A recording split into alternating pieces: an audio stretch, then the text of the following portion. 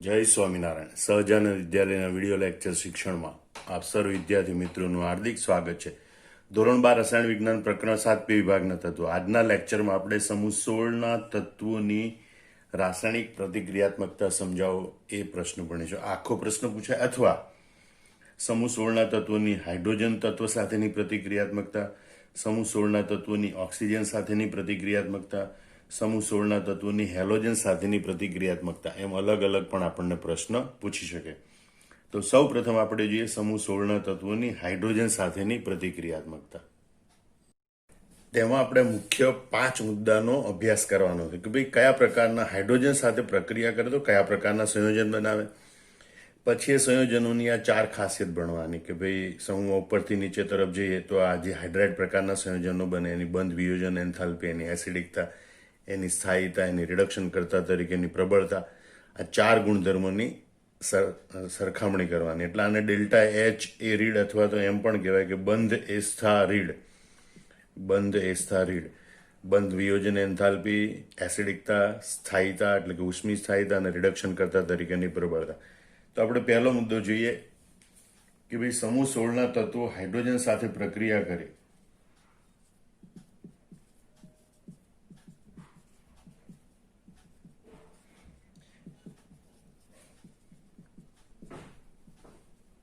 પ્રક્રિયા કરી અને H2E પ્રકારના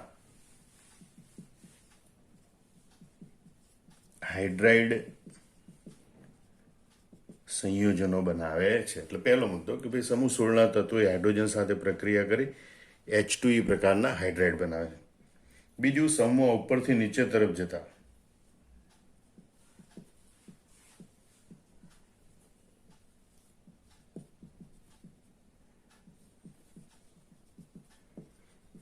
આ હાઇડ્રાઇડ સંયોજનોમાં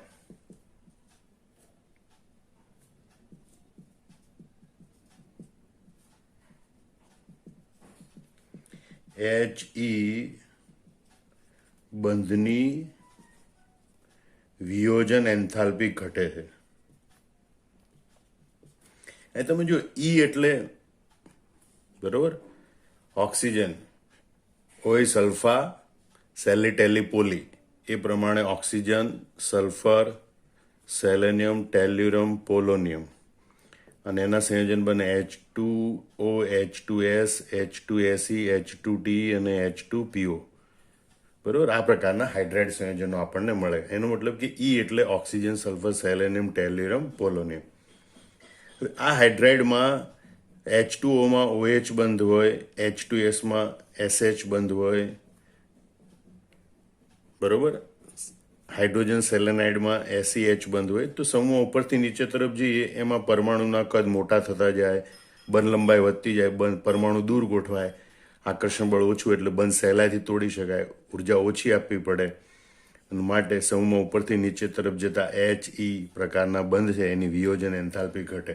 હવે HE પ્રકારના વિયોજન એન્થાલ્પી ઘટે તો એના કારણે તમે H2O થી H2Te તરફ જતા સરળતાથી હાઇડ્રોજન મુક્ત થાય અને સરળતાથી હાઇડ્રોજન મુક્ત થાય તો હાઇડ્રાઇડ સંયોજનો છે એનો એસિડિક ગુણધર્મ વધે. એટલે H2O થી H2Te તરફ જતા હાઇડ્રાઇડ સંયોજનોનો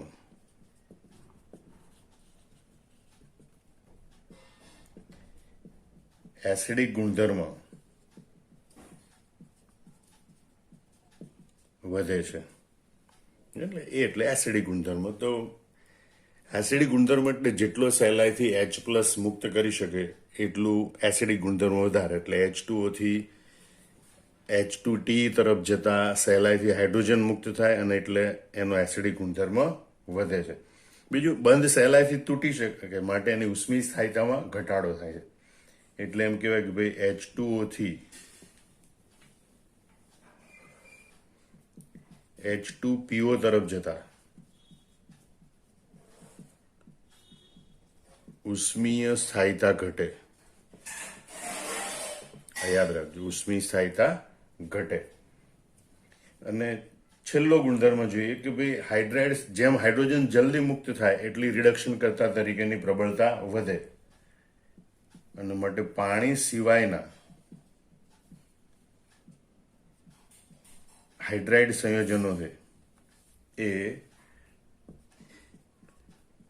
રિડક્શન કરતા ગુણધર્મ ધરાવે છે,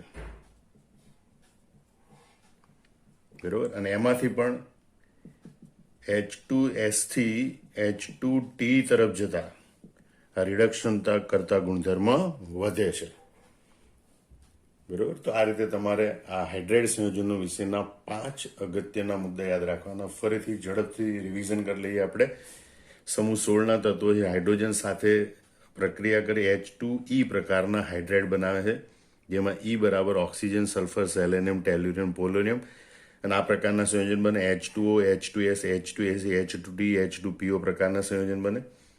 બીજું, સમૂહ ઉપરથી નીચે તરફ જતા હાઇડ્રાઇડ સંયોજનોમાં HE બંધની વિયોજન એન્થાલ્પી ઘટે છે. બંધ તોડવા માટે ઓછી ઉર્જાની જરૂર પડે, અને માટે જ H2O થી H2T તરફ જતા હાઇડ્રાઇડ સંયોજનોનો એસિડિક ગુણધર્મ વધે છે. તેમજ H2O થી H2PO તરફ જતા ઉષ્મીય સ્થાયિતા ઘટે છે. એટલે ગરમ કરે તો એ જલ્દી બંધ તૂટે અને એ અસ્થિરતા દર્શાવે છે.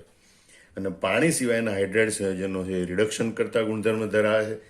H2S થી H2T તરફ જતા રિડક્શન કરતા તરીકેની પ્રબળતા વધે છે. હવે આપણે જોઈએ સમૂહ 16ના તત્વોની ઓક્સિજન તત્વો પ્રત્યેની પ્રતિક્રિયાત્મકતા. તો સૌથી પહેલો આપણે મુદ્દો જોઈએ કે સમૂહ 16ના તત્વો છે એ ઓક્સિજન સાથે પ્રક્રિયા કરી EO2 અને EO3 પ્રકારના ઓક્સાઇડ બનાવે, જ્યાં E બરાબર સલ્ફર, સેલેનિયમ, ટેલ્યુરમ, પોલોનિયમ. આમ તમે જો સમૂહ 16ના તત્વો ઓક્સિજન સાથે પ્રક્રિયા કરી EO2 અને EO3 પ્રકારના ઓક્સાઇડ બનાવે, જ્યાં E બરાબર સલ્ફર, સેલેનિયમ, ટેલ્યુરમ, પોલોનિયમ. બીજો મુદ્દો છે એક સ્વરૂપ. તો જે EO2 પ્રકારના ઓક્સાઇડ છે એમાં O3 અને SO2 એ વાયુ સ્વરૂપે હોય છે, જ્યારે SiO2 એ ઘન સ્વરૂપે હોય છે. જ્યારે વધારાનું યાદ રાખજો કે TeO2 અને PoO2 એ સ્ફટિકમય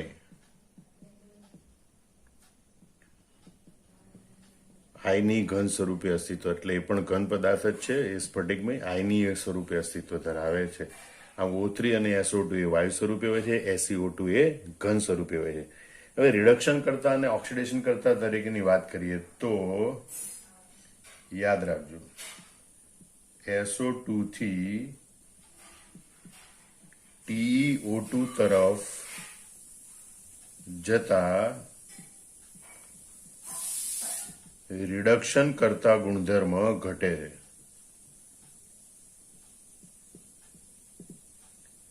એટલે SO2 એ રિડક્શન કરતા તરીકે વર્તે છે, જ્યારે TeO2 એ ઓક્સિડેશન કરતા તરીકે વર્તે. TeO2 એ ઓક્સિડેશન કરતા તરીકે વર્તે છે. આમ SO2 થી TeO2 તરફ જતા રિડક્શન કરતા, એટલે અહીંયા રીડ ઓક્સ એટલે લખ્યું છે કે રિડક્શન કરતા ગુણધર્મો પણ છે અને ઓક્સિડેશન કરતા ગુણધર્મો પણ છે. એટલે SO2 એ રિડક્શન કરતા તરીકે વર્તે છે, જ્યારે TeO2 એ ઓક્સિડેશન કરતા તરીકે વર્તે. અને સસેટ્ટે ક્યારે બી લખીએ એટલે યાદ રાખજો સલ્ફર, સેલેનિયમ, ટેલ્યુરિયમ, બરોબર. Sulphur, selenium, tellurium. તો સલ્ફર, સેલેનિયમ, ટેલ્યુરિયમ એ EO2 ઉપરાંત EO3 પ્રકારના ઓક્સાઇડ પણ બનાવે. સલ્ફર, સેલેનિયમ, ટેલ્યુરિયમ એ EO2 ઉપરાંત EO3 પ્રકારના ઓક્સાઇડ પણ બનાવે છે, બરોબર, જેમાં ખાસ કરીને SO3, SeO3 અને TeO3 જાણીતા છે, બરોબર. Sulphur trioxide, selenium trioxide, tellurium trioxide, એમાં SO3 વાયુ સ્વરૂપે હોય છે, જ્યારે SeO3 અને TeO3 એ ઘન સ્વરૂપે હોય છે. અને EO2 હોય કે EO3 પ્રકારના હોય, બંને પ્રકારના ઓક્સાઇડ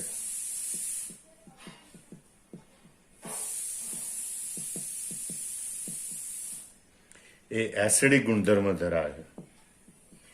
અધાતુના ઓક્સાઇડ છે એટલે એસિડિક ગુણધર્મ જોઈએ. બંને પ્રકારના ઓક્સાઇડ એસિડિક ગુણધર્મ ધરાવે છે. આમ આટલા મુદ્દા તમારે યાદ કરી લેવાના. ફરીથી આપણે ઝડપથી જોઈ લઈએ, બરોબર.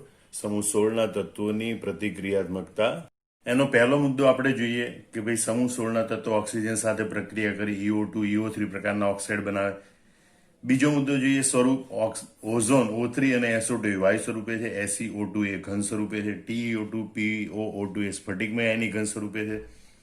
ત્રીજો રિડક્શન કરતા તરીકેની પ્રબળતા. તો SO2 થી TeO2 તરફ જતા રિડક્શન કરતા ગુણધર્મ ઘટે છે. SO2 એ રિડક્શન કરતા છે, જ્યારે TeO2 સુધી પહોંચતા તે ઓક્સિડેશન કરતા બને.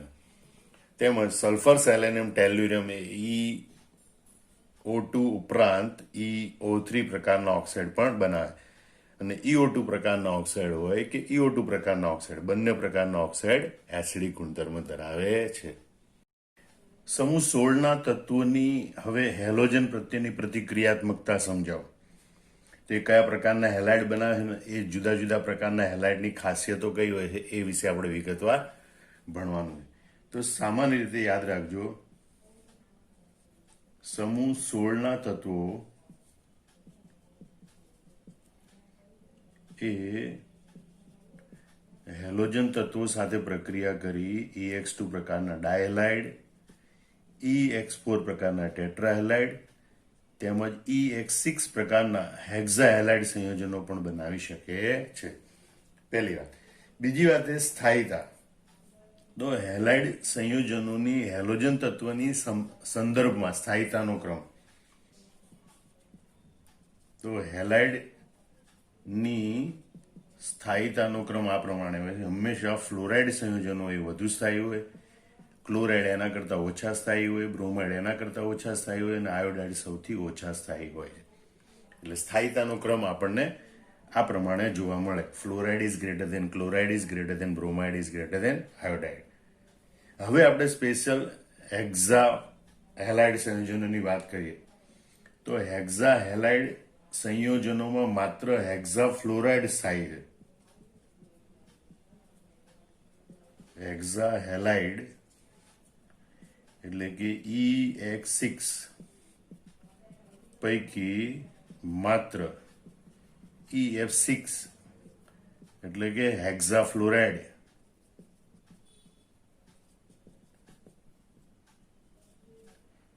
એ સ્થાયી સંયોજનો છે. એની ખાસિયત છે કે હેક્ઝા હેલાઇડ સંયોજનો પૈકી માત્ર હેક્ઝા ફ્લોરાઇડ સંયોજનો સ્થાયી છે. બધા હેક્ઝા હેલાઇડની વાત કરીએ તો હેક્ઝા હેલાઇડ સંયોજનો બધા વાયુ સ્વરૂપે હોય છે, અષ્ટફલકીય બંધારણ ધરાવે છે.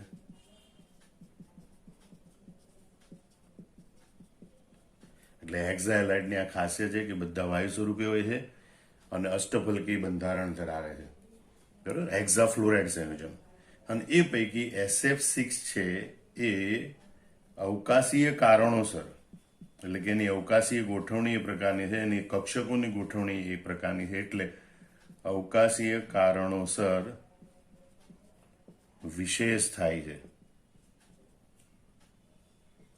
એટલે પ્રમાણમાં વધુ સ્થાયીતા ધરાવે છે. હવે આપણે જોઈએ ટેટ્રા ફ્લોરાઇડ સંયોજનો. તો કે ભાઈ ટેટ્રા ફ્લોરાઇડ સંયોજનો પૈકી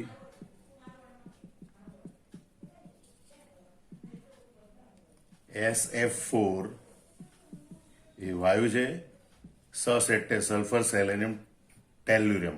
સલ્ફર ટેટ્રાફ્લોરાઇડ એ વાયુ છે, સેલેનિયમ ટેટ્રાફ્લોરાઇડ એ પ્રવાહી છે અને ટેલ્યુરિયમ ટેટ્રાફ્લોરાઇડ એ ઘન સ્વરૂપે છે. બીજું, આ બધા ફ્લોરાઇડ સંયોજનો છે એ sp3d સંકરણ ધરાવે, યાદ રાખજો. બધામાં મધ્યસ્થ પરમાણુ છે એ sp3d સંકરણ ધરાવે અને માટે એ ઇલેક્ટ્રોનીય રીતે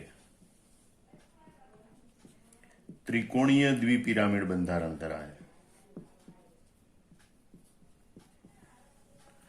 પરંતુ એક અબંધકારક ઇલેક્ટ્રોન યુગ્મની હાજરી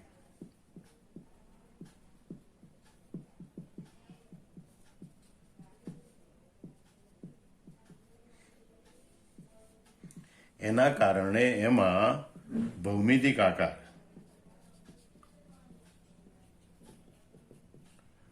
એ ચીંચવો પ્રકારનો હોય. એટલે ટેટ્રાફ્લોરાઇડ વિશે આટલું યાદ રાખી લો. ટેટ્રાફ્લોરાઇડ સંયોજનો પૈકી SF4 એ વાયુ છે, SeF4 એ પ્રવાહી છે, TeF4 એ ઘન છે.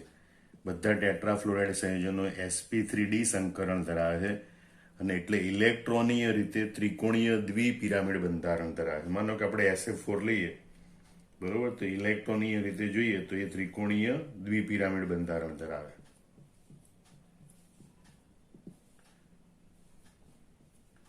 પરંતુ અબંધકારક ઇલેક્ટ્રોન યુગ્મને ધ્યાનમાં ન લઈએ તો એ ચીંચવો પ્રકારનું બંધારણ ધરાવે છે.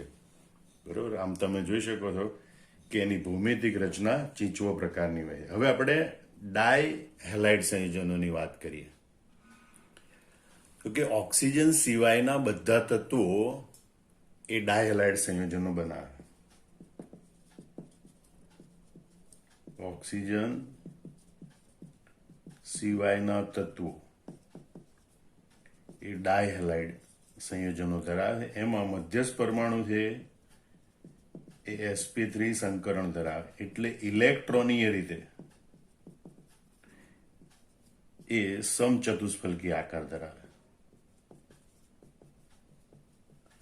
પરંતુ એમાં બે અબંધકારક ઇલેક્ટ્રોન યુગ્મ હોય. બે અબંધકારક ઇલેક્ટ્રોન યુગ્મ હોય અને એના કારણે એમાં ભૌમિતિક આકાર કોણીય પ્રકાર અથવા તેને વી શેપ કહેવાય એવા પ્રકારનો આકાર જોવા મળે છે. એટલે ઓક્સિજન તત્વો સિવાયના તત્વો છે ડાયહેલાઇડ સંયોજનો બનાવે, SF2, SeF2, બરોબર, SCl2 વગેરે. તો એ બધામાં sp3 સંકરણો અને એટલે ઇલેક્ટ્રોનીય રીતે બંધારણ જોઈએ તો સમચતુષ્ફલકી આકાર હોય, પણ એમાં બે અબંધકારક ઇલેક્ટ્રોન યુગ્મ હોય. એના કારણે એનો આકાર કોણીય બને છે. હવે આપણે મોનોહેલાઇડની વાત કરીએ, બરોબર, કે ભાઈ મોનોહેલાઇડ સંયોજનો છે એ દ્વિઅણુ સ્વરૂપે હોય છે.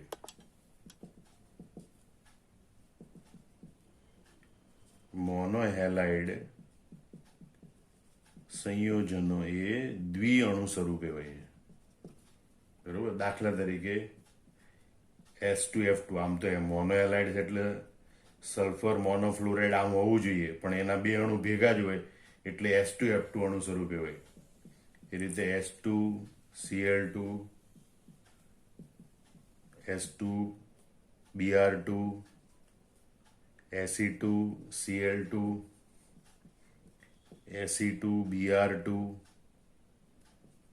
વગેરે. અને આ દ્વિહેલાઇડની ખાસિયત એ છે કે તેઓ વિષમીકરણ પ્રક્રિયા આપે છે. આ બધા દ્વિહેલાઇડ છે એ વિષમીકરણ પ્રક્રિયા આપે છે, જે આપણે જોઈએ કે ભાઈ માનો કે Se2Cl2 એ જો પ્રક્રિયા કરે તો એના ઓક્સિડેશન આંકમાં વધારો થઈને SeCl4 બને અને ઓક્સિડેશન આંકમાં ઘટાડો થઈને સેલેનિયમ તત્વ જુદું પડે છે. સમીકરણ સંતુલિત કરવા માટે 4 ક્લોરિન્સ એટલે 2 લખીશું, 2 દુ 4, સેલેનિયમ પૈકી 1 અહીંયા એટલે અહીંયા 3 લખીશું. તો આ રીતે આપણે જુદા જુદા પ્રકારના હેલાઇડ વિશે જોયું. ફરીથી આપણે ઝડપથી એનું પુનરાવર્તન કરી લઈએ તો કે ભાઈ સમૂહ 16ના તત્વો છે એ હેલોજન તત્વ સાથે પ્રક્રિયા કરી EX2, EX4, EX6 પ્રકારના હેલાઇડ બનાવે. આ હેલાઇડ સંયોજનોની સ્થાયીતાનો ક્રમ સામાન્ય રીતે આ પ્રમાણે હોય: fluoride greater than chloride, greater than bromide, greater than iodide. એટલે કે ફ્લોરિનથી આયોડિન તરફ જતા હેલાઇડ સંયોજનોની સ્થાયીતા ઘટે. સૌથી પહેલા હેક્ઝાફ્લોરાઇડની વાત કરીએ. અથવા હેક્ઝા હેલાઇડ. તો હેક્ઝા હેલાઇડ સંયોજનો પૈકી માત્ર હેક્ઝા ફ્લોરાઇડ સંયોજનો સ્થાયી છે. આ બધા હેક્ઝા ફ્લોરાઇડ સંયોજનો છે વાયુ સ્વરૂપે હોય છે, અષ્ટફલકી બંધારણ ધરાવે છે. એમાં SF6 એટલે કે સલ્ફર હેક્ઝા ફ્લોરાઇડ એ અવકાશી કારણોસર વિશેષ રીતે સ્થાયી છે. હવે આપણે ટેટ્રા હેલાઇડની વાત કરીએ. તો ટેટ્રા હેલાઇડ સંયોજનો પૈકી એટલે કે ટેટ્રા ફ્લોરાઇડ સંયોજનો પૈકી SF4 એ વાયુ, SeF4 એ પ્રવાહી અને TeF4 એ ઘન સ્વરૂપે હોય છે. આ બધા સંયોજનોમાં મધ્યસ્થ પરમાણુ છે sp3d સંકરણ ધરાવે છે, એટલે ઇલેક્ટ્રોનીય રીતે એનો આકાર ત્રિકોણીય દ્વિપિરામિડ હોય. પણ એક અબંધકારક ઇલેક્ટ્રોનિકમાં છે, એને આપણે બાદ કરીએ તો આ અણુઓનો આકાર, ટેટ્રા ફ્લોરાઇડ અણુનો આકાર ચીંચવો પ્રકારનો હોય છે. હવે આપણે ડાયહેલાઇડ સંયોજનોની વાત કરીએ તો ભાઈ ઓક્સિજન સિવાયના તત્વો છે એ ડાયહેલાઇડ સંયોજનો બનાવે, જે sp3 સંકરણ ધરાવે, બરોબર, SF2, SeF2, SeCl2 વગેરે. એ ઇલેક્ટ્રોનીય રીતે સમચતુષ્ફલકી હોય, પણ બે અબંધકારક ઇલેક્ટ્રોનિકમાં હોવાથી તે કોણીય આકાર ધરાવે છે. અને છેલ્લે આપણે મોનોહેલાઇડની વાત કરીએ તો મોનોહેલાઇડ સંયોજનો છે એ હંમેશા દ્વિઅણુ સ્વરૂપે હોય છે. આમ તો સલ્ફર મોનોહેલાઇડ છે SF અણુસૂત્ર હોવું જોઈએ, પણ એ દ્વિઅણુ સ્વરૂપે હોય માટે આનું અણુસૂત્ર S2F2 થાય.